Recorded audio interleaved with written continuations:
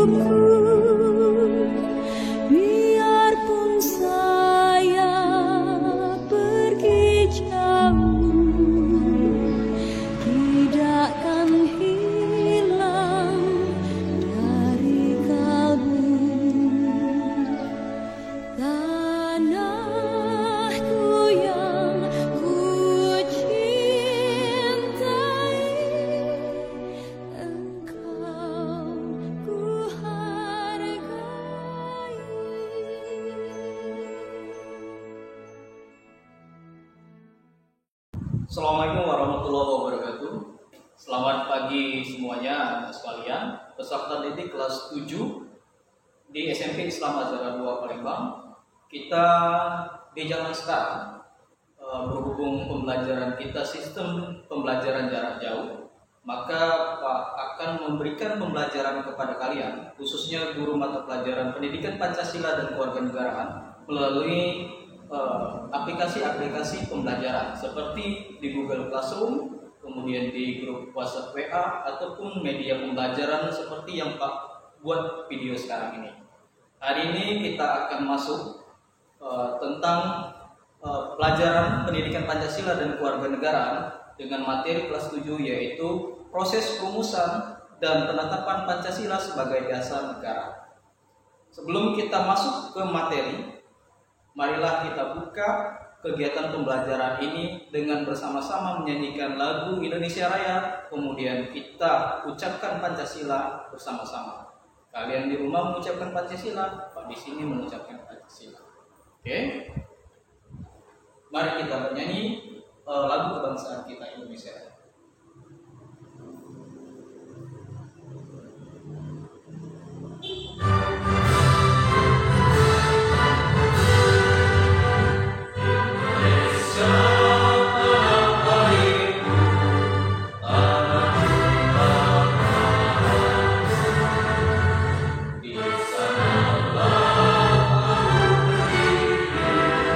Jangan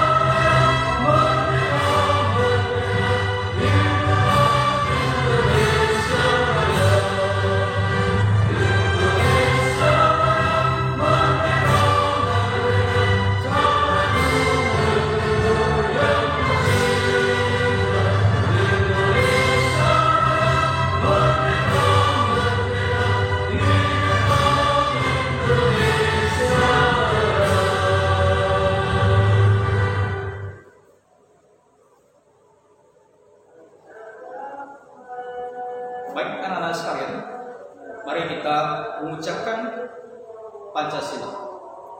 Pancasila, satu ketuhanan yang Maha Esa, dua kemanusiaan yang adil dan beradab, tiga persatuan Indonesia, empat kerakyatan yang dipimpin oleh hikmat kebijaksanaan dalam permusyawaratan perwakilan, lima keadilan sosial bagi seluruh rakyat Indonesia. Baik anak-anak sekalian, untuk absen kalian nanti silakan kalian mengabsen dalam bentuk video. Cukup dengan kata-kata dalam video tersebut, Pak, nama saya si A dari kelas 7 hadir, dan begitu pun seterusnya siswa yang lainnya. Oke. Baik, kita masuk ke materi pembelajaran PPKN, proses perumusan dan penetapan Pancasila. Mari simak di depan ada layar berkenaan dengan materi perumusan penetapan Pancasila sebagai dasar negara.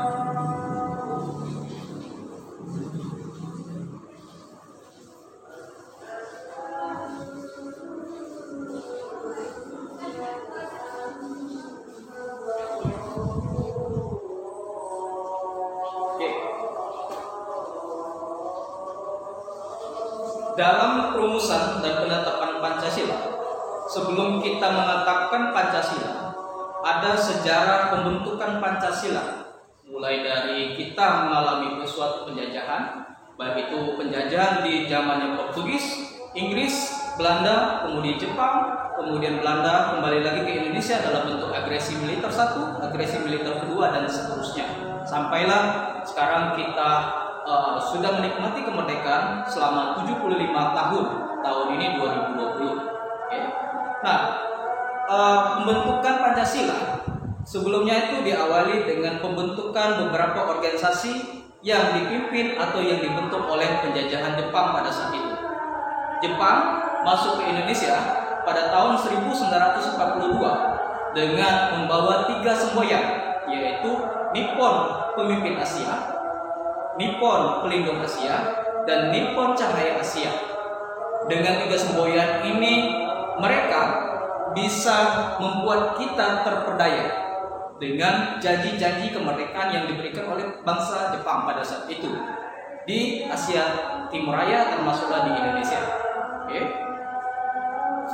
Nah, di bulan April dan Mei itu pertama kali bangsa Jepang, pendudukan Jepang itu membentuk suatu organisasi pembentukan. Nama bahasa Jepangnya itu Dokurishi Jumbi Kosakai, atau dalam bahasa kita disingkat dengan BPU-PKI, Badan Penyelidik Usaha-Usaha Persiapan Kemerdekaan Indonesia, dengan diketuai oleh Dr. KRT Rajiman Widyo Diningrat, dengan anggota 67 orang, 60 orang dari Indonesia dan 7 orang dari bangsa Jepang.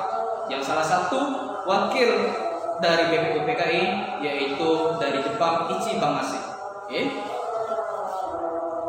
Dibentuk di tanggal 28 Mei. Kemudian pada sidang pertama 29 sampai 1 Juni itu ada beberapa tokoh yang menyampaikan pendapat, mengeluarkan pendapatnya, mengemukakan pendapatnya tentang dasar negara. Siapa saja tokoh-tokoh tersebut? Mari kita simak di depan. Okay. Yang pertama, ini suasana sidangnya.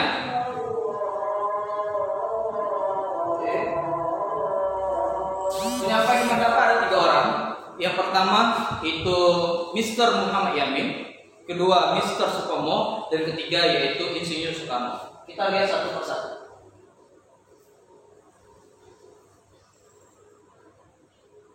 Giliran pertama yang diberi kesempatan untuk menyampaikan pendapat tentang dasar negara yaitu Bapak Mr. Muhammad Yamin. Beliau menyampaikan pendapatnya itu di tanggal 29 Mei 1945 tentang dasar negara kita ada 5. Yang pertama, beliau menyampaikan pendapatnya tentang peri kebangsaan. Yang kedua, Muhammad Yamin menyampaikan tentang peri kemanusiaan. Ketiga, peri ketuhanan. Keempat, peri kerakyatan. Dan kelima, kesejahteraan rakyat. Kemudian kita lihat Bapak Mr. Profesor Dr. Supomo. Beliau sama menyampaikan 5 pendapat tentang dasar negara. Yang pertama persatuan, keduanya kekeluargaan, ketiganya keseimbangan lahir dan batin, keempat musyawarah, dan kelimanya sosial, keadilan sosial. Beliau menyampaikan pendapatnya itu di tanggal 31 Mei 1945. Nah, giliran yang terakhir itu diberi kesempatan menyampaikan pendapat yaitu Bapak Insinyur Soekarno tanggal 1 Juni 1945. Apa saja pendapat beliau menyatakan tentang dasar negara? Kita lihat sama-sama di depan. Yang pertama, beliau menyampaikan pendapat tentang kebangsaan Indonesia. Kedua, internasionalisme atau kemanusiaan. Ketiga, mufakat atau demokrasi. Keempat, kesejahteraan sosial. Dan kelima, ketuhanan yang berkebudayaan. Dan beliau setelah mengakhiri pendapatnya tentang 5 dasar negara, beliau menyampaikan tentang bahasa tersebut diberi nama Pancadharma. Tetapi atas dasar saran dari anggota BPUPKI di rapat pertama tersebut, kemudian beliau berembuk, kata Pancadharma kemudian diubahlah menjadi kata Pancasila yang diambil dari dasar sejarah kerajaan kita, yaitu Kerajaan Majapahit di abad ke-14. Di dalam buku Sutasoma karangan Kultatula dan buku Negara Kertagama karangan dari Empu Prapanca. Yang artinya panca itu ada 5. Kemudian sila itu sendi, nilai atau dasar. Jadi kalau diartikan secara harfiah, Pancasila itu yaitu 5 dasar yang dianut oleh manusia Indonesia pada saat itu. Oke? Itu cikal bakal kata Pancasila yang diambil oleh Bapak Insinyur Soekarno. Kemudian itulah kenapa kalau ada pertanyaan dari orang lain, kenapa alasannya Pancasila itu lahir tanggal 1 Juni? Alasannya bahwa di tanggal 1 Juni itulah pertama kali kata Pancasila terlahirkan atau terucapkan dari ucapan dari Bapak Insinyur Soekarno. Ya, jadi jelas ya anak-anak sekalian peserta didik. Kalau ditanya orang, kenapa tanggal 1 Juni ditetapkan sebagai hari lahirnya Pancasila? Karena pada saat tanggal tersebut, beliau Insinyur Soekarno pertama kali mengucapkan kata Pancasila. Ya, 1 Juni 1945. Oke. Kemudian kita lihat berikutnya.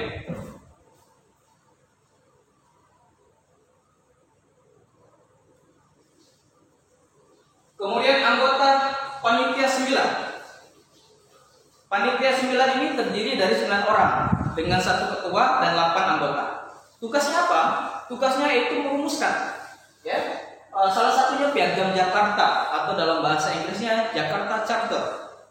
Nah, kata Piagam Jakarta ini diprakarsai atau disebut atau diucapkan pertama kali oleh Bapak Mr. Muhammad Yamin. Nah, Piagam Jakarta isinya ada 5 sila. Yang salah satu silanya yang sangat kontras sekali dengan sila-sila Pancasila, yaitu bertepatan dengan sila pertama. Oke. Nah, kita lihat di gambar. Di situ ada ketuanya, Insinyur Soekarno. Kemudian ada anggotanya Abdul Kahar Muzakir. Kemudian Bapak Dr. Andes Muhammad Hatta, Kiai Haji Abdul Wahid Husin.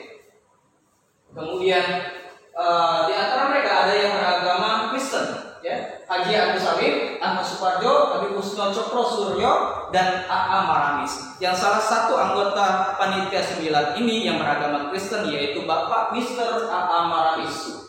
Okay. Nah, beliau ini nanti menyampaikan pendapat tentang sila dalam Piagam Jakarta yang tidak sesuai dijalankan di kenegaraan Republik Indonesia. Ya, nanti Pak sebutkan dulu apa isi Piagam Jakarta, kemudian kita bahas kenapa Bapak A.A. Maramis ini menyampaikan pendapat tidak setuju dengan sila pertama dalam Piagam Jakarta. Bunyi Piagam Jakarta yang pertama, sila pertamanya, ketuhanan dengan kewajiban menjalankan syariat Islam bagi pemeluk-pemeluknya. Kedua, kemanusiaan yang adil dan beradab. Ketiga, persatuan Indonesia. Keempat, kerakyatan yang dipimpin oleh hikmat kebijaksanaan dalam permusyawaratan perwakilan. Dan yang kelima, keadilan sosial bagi seluruh rakyat Indonesia. Nah, di antara 5 sila Piagam Jakarta ini, Bapak Mr. A.A. Maramis mewakili dari rakyat Indonesia bagian timur, daerah Indonesia bagian timur, Bali, Papua, Ambon, dan sebagainya. Beliau tidak sependapat kalau sila dalam Piagam Jakarta itu dijalankan dalam kenegaraan Republik Indonesia. Kenapa? Karena sila tersebut tidak cocok dijalankan di negara kita yang notabene kita multikultural atau multikultur, banyak budaya, banyak suku, banyak agama, banyak ras, banyak antar golongan adat istiadat. Kita tidak hanya agama Islam yang mayoritas di Indonesia, ada juga agama Kristen, Protestan, Katolik, Hindu, Buddha, dan aliran keagamaan, kemudian aliran kepercayaan yang lainnya. Maka daripada itu, beliau menolak sila pertama dalam Piagam Jakarta. Karena di Indonesia itu tidak cocok, bukan hanya agama Islam saja yang ada di Indonesia, tapi agama lain juga ada dan ikut serta dalam memperjuangkan kemerdekaan Indonesia. Nah, atas inisiatif tersebut kemudian disampaikan dalam Panitia 9, kemudian anggota Panitia 9 yang lainnya seperti Bapak Insinyur Soekarno, Muhammad Yamin dan sebagainya berembuk, berdiskusi, bermusyawarah untuk mufakat menyatakan bahwa sila pertama dalam Piagam Jakarta diubahlah kalimatnya, bukan lagi menjadi ketuhanan dengan kewajiban menjalankan syariat Islam bagi pemeluk-pemeluknya, tetapi diubah menjadi kata ketuhanan yang Maha Esa, yang dalam arti luas universalnya ketuhanan yang Maha Esa itu yaitu menyatakan bahwa Tuhan itu hanya satu menurut kepercayaan agama masing-masing. Agama Islam mengakui Tuhan kita Allah, kemudian agama Kristen, Protestan, dan Katolik mengakui Tuhan mereka yaitu Yesus Kristus. Kemudian agama Hindu mengakui Tuhan mereka yaitu dewa-dewa. Dewa tertinggi ada 3, Dewa Brahma, Krishna, dan Siwa. Kemudian agama Buddha mengakui Tuhan mereka yaitu Siddhartha Gautama Sang Buddha. Maka sifat dari kalimat ketuhanan yang Maha Esa sifatnya universal. Semua agama yang diakui di Indonesia mengakui bahwa Tuhan itu hanya satu menurut ajaran agama masing-masing. Di dalam Undang-Undang Dasar juga dinyatakan dalam pasal 29 ayat 2 yang berbunyi, negara menjamin kemerdekaan tiap penduduk untuk memeluk agamanya masing-masing dan untuk beribadah menurut ajaran agama dan kepercayaannya itu. Jadi jelas negara sudah menjamin kemerdekaan kita sebagai penduduk rakyat untuk memeluk agama kita masing-masing. Nah, atas keikhlasan hati para anggota Panitia 9 kemudian diubahlah itu. Kemudian kita lanjutkan.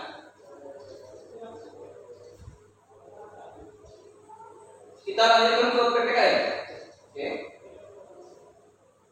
Pembentukan Panitia Persiapan Kemerdekaan Indonesia atau singkatannya dengan PPKI dalam bahasa Jepangnya Dokuritsu Jumbi Inkai. Mereka terbentuk tanggal 7 Agustus 1945. Beranggotakan 21 orang. Kemudian menambahkan tanggal 18 Agustus 1945 menambahkan anggota PPKI menjadi 6 orang. Jadi jumlah mereka yaitu 27 orang. Hasilnya, hasil yang didapat dari keanggotaan PPKI.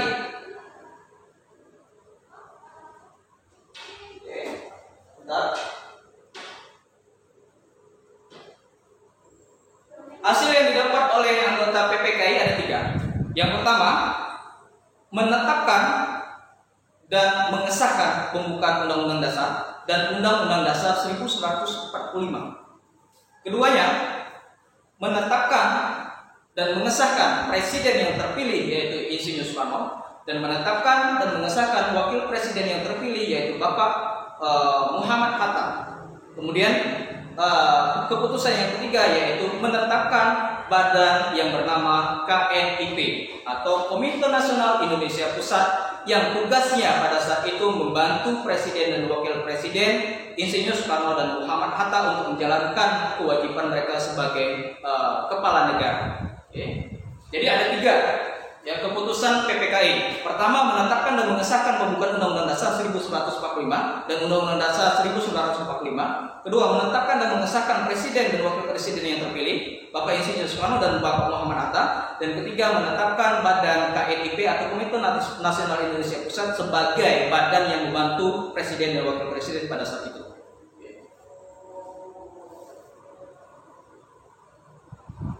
Ini sudah. Nah, sekarang kita lihat ke pembukaan mukadimah dari Undang-Undang Dasar 1945. Itu ada 4 alinea. ya, yang sudah disahkan tanggal 18 Agustus 1945. Nah, di dalam 4 alinea tersebut tercantumlah dasar negara kita, yaitu Pancasila, di alinea keempat yang berbunyi ketuhanan yang Maha Esa, kemanusiaan yang adil dan beradab, persatuan Indonesia, kerakyatan yang dipimpin oleh hikmat kebijaksanaan dalam permusyawaratan perwakilan, keadilan sosial bagi seluruh rakyat Indonesia. Oke. Jadi kalau misalkan ditanya orang, kenapa Pak di dalam pembukaan Undang-Undang Dasar 1945 itu tidak boleh diubah pembukaan, ya? Karena di dalam pembukaan itu ada dua hal penting, dua hal pokok. Yang pertama, dalam alinea keempat terkandung tujuan negara kita, yaitu ada 4 tujuan negara kita. 1, melindungi segenap bangsa Indonesia dan seluruh tumpah darah Indonesia. 2, mencerdaskan kehidupan bangsa. 3, mensejahterakan kesejahteraan rakyat. 4, ikut melaksanakan ketertiban dunia. Ya. Kemudian di situ hal pokok kedua ada dasar negara kita, yaitu Pancasila. Oke. Kemudian batang tubuh. Batang tubuh Undang-Undang Dasar 1945 ini ada 16 bab, kemudian 37 pasal dan 4 pasal aturan peralihan dan aturan tambahan. Oke. Kemudian penjelasan terdiri dari penjelasan umum dan penjelasan pasal demi pasal. Yang salah satu pasal tadi sudah Pak sebutkan, yaitu pasal 29 ayat 2 yang berbunyi negara menjamin kemerdekaan tiap-tiap penduduk untuk memeluk agamanya masing-masing dan untuk berbeda menurut ajaran agama dan kepercayaannya itu. Oke. Wah, maka daripada itu materi tentang proses perumusan dan penetapan Pancasila sebagai dasar negara yang awal-awal dari pembentukan BPUPKI, kemudian pembentukan Panitia 9, pembentukan PPKI, kemudian penetapan Pancasila sebagai dasar negara kita, itu sudah Pak berikan kepada kalian dalam bentuk video pembelajaran seperti ini. Oke. Nah, sebelum Pak mengakhiri kegiatan pembelajaran ini, Pak ada 2 pertanyaan untuk kalian. Oke. Yang pertama, kalian tulis di buku kalian berapa jumlah dari keanggotaan BPUPKI. Kemudian kalian tulis nama-namanya, ya. Berapa jumlahnya, kemudian kalian tulis dijabarkan nama-namanya. Pertanyaan yang kedua, yaitu khusus untuk kalian generasi muda, generasi milenial, peserta didik, bagaimana tanggapan kalian, cara kalian mengisi kemerdekaan yang sudah diraih oleh Bapak pendiri bangsa kita, atau dalam bahasa Inggrisnya Founding Father, itu mempertahankan, merebut kemerdekaan dari penjajahan. Kemudian kita yang sekarang ini, cara kita membangun dan mengisi kemerdekaan tersebut. Jadi bagaimana cara kalian sebagai generasi muda, generasi milenial untuk mengisi kemerdekaan? Apalagi sebentar lagi menghitung hari, sekarang tanggal 11, nanti 6 hari ke depan kita sudah mendekati tanggal 17 Agustus 2020. Bagaimana cara kalian mengisi perayaan hari ulang tahun Republik Indonesia yang ke-75 yang bertepatan dengan tahun 2020. Oke. Cukup sekian materi pembelajaran Pak hari ini. 2 pertanyaan tadi silakan kalian jawab di grup WhatsApp kelas kita, kelas 7. Nanti Pak nilai di sana juga. Terima kasih. Assalamualaikum warahmatullahi wabarakatuh.